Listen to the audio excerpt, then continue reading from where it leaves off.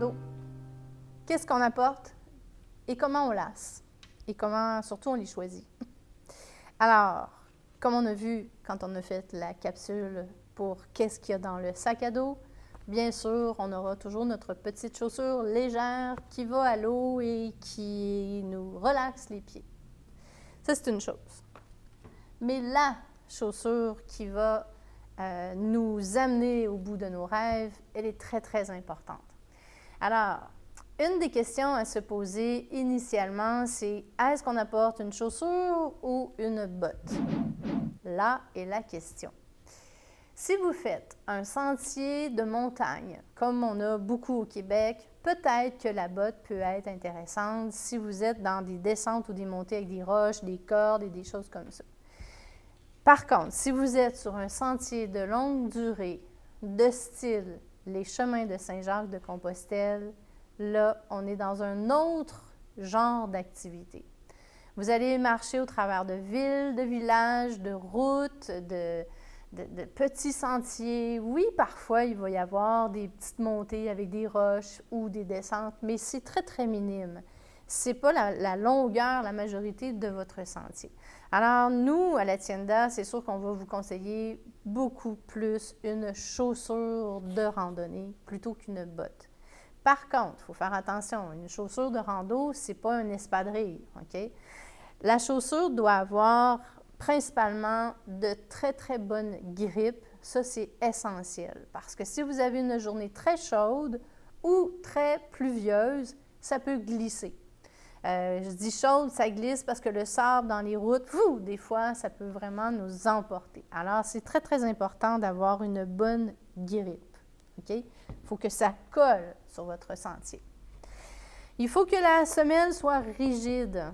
Il ne faut pas sentir les cailloux. C'est pour ça que les sandales crocs ou comme je vous ai montré tantôt, là, ça, c'est pas fait pour marcher pendant que vous êtes sur le sentier. Vous allez vous blesser, vous allez sentir les cailloux. On oublie ça. Il y en a qui vont dire qu'ils marchent en sandales de marche. Bien, sur un sentier de longue durée, on ne vous le conseille pas non plus parce que vous allez tout le temps avoir des cailloux qui vont rentrer dans vos chaussures et vous pourriez vous blesser et votre voyage est terminé juste à cause de ça. La chaussure de rando, c'est si vous faites transporter des bagages parce que c'est très, très lourd, là, on pourra y penser. Mais sinon, ce ne sont que ces deux genres de chaussures-là que vous apporterez. Alors donc, la semelle doit être rigide. Elle doit plier quand je marche, mais elle ne doit pas tourner. C'est là que ça va protéger votre cheville. Le fait que la chaussure ne tord pas, ce qui est contrairement avec un espadrille de course, là, c'est mou et ça vire et là, c'est vraiment pas fait pour un voyage de rando longue durée. Il ne faut pas oublier non plus que vous allez marcher avec vos bâtons de marche, qui a fait l'objet d'une autre capsule. C'est essentiel quand on part faire un voyage de rando longue durée d'avoir des bâtons de marche. Ce qui fait que ça va aussi protéger notre cheville. Parce qu'on marche, on a nos bâtons, on lève la tête, c'est le fun. Oups, j'ai pas vu la racine, le trou. Les bâtons vont me rassurer, me protéger. Alors, la chaussure avance bien, ne vire pas et en plus, j'ai mes bâtons.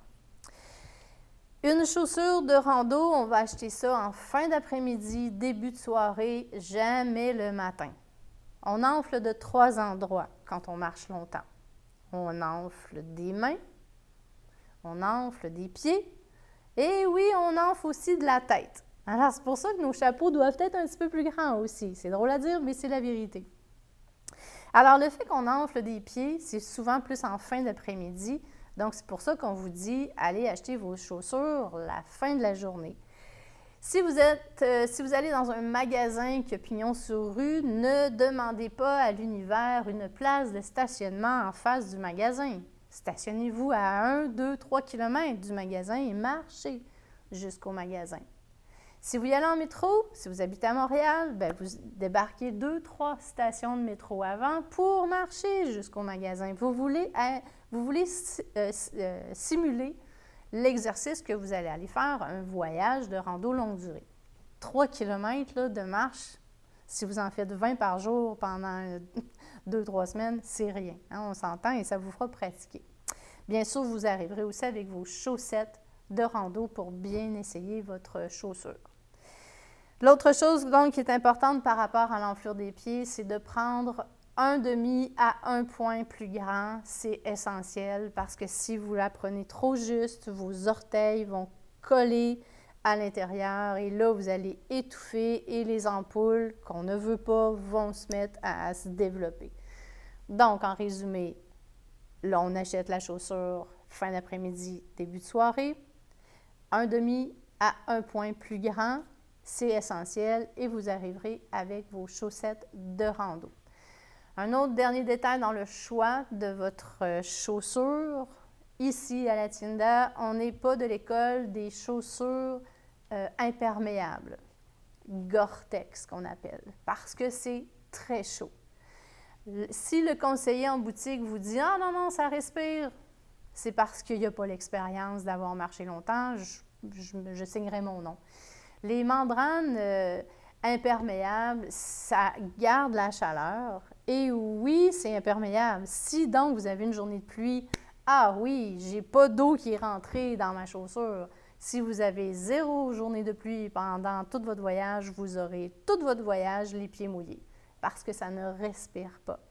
S'ils sont mouillés, vos chaussures à la fin de la journée, c'est quoi le problème? Vous avez juste enlevé votre semelle, ouvrir votre chaussure et ça va sécher. Vous avez toute la nuit pour faire sécher vos chaussures et vos chaussettes. Alors donc, respirant le plus possible, confortable, avec une bonne absorption aussi quand vous marchez, ce sont tous des éléments qui vont faire que vous allez être heureux. N'oubliez pas, vous avez un poids de sac à dos à traîner toute la journée et en moyenne, on peut faire un 20 km si vous êtes sur les chemins de style Saint-Jacques-de-Compostelle. Maintenant, je veux apporter votre attention sur comment on va lasser vos chaussures.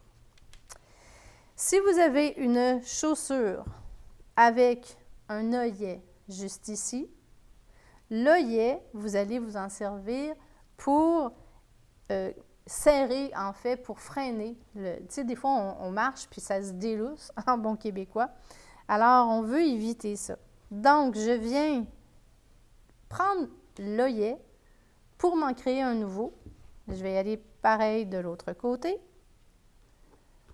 Ce n'est pas toutes les chaussures qui ont ce petit œillet-là, mais si vous l'avez, vous allez comprendre à quoi ça sert. Alors, je viens de me faire 2 œillets ici. Je vais prendre un côté inverse, je le rentre à l'intérieur. Et de l'autre côté, je le rentre le lacet ici. Et je vais descendre le mouvement pour coincer. Alors là, mon lacet, il est coincé. Ça va éviter que ça se défasse tout le temps. Bien sûr, vous allez prendre le temps de bien lasser la partie qui est supérieure de votre chaussure parce que si vous descendez des côtes et que ça, c'est trop lousse, vous allez arriver au bout complètement. Et là, votre podologue va dire « Ah, mon Dieu, hein, vous avez mal travaillé avec vos chaussures. » On va avoir les ongles tout noirs et on ne veut pas ça.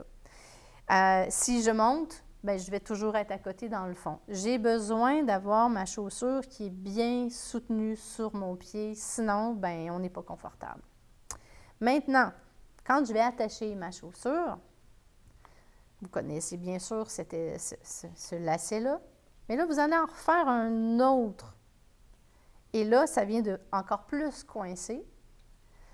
Vous avez ici la petite boucle qu'on connaît, qu'on va tourner. Bien là, vous allez en faire un autre, tout simplement. Et vous allez poursuivre votre mouvement comme on l'a appris à la petite école quand on apprend à attacher nos chaussures. Et là, je vous dis, c'est bloqué et ça ne se détachera plus. Et vous allez faire partie de votre chaussure, un peu comme je vous dirais, ceux qui ont l'expérience des vélos avec les clips. On est attaché après notre vélo. Bien là, on est attaché après avec notre chaussure et là, on avance. Et je vous dis, c'est tellement moins fatigant que de traîner notre chaussure si elle n'est pas assez bien attachée. Alors voilà, c'est léger, ça respire, c'est un peu plus grand, on a la liberté et on avance longtemps, longtemps, longtemps. Buen camino!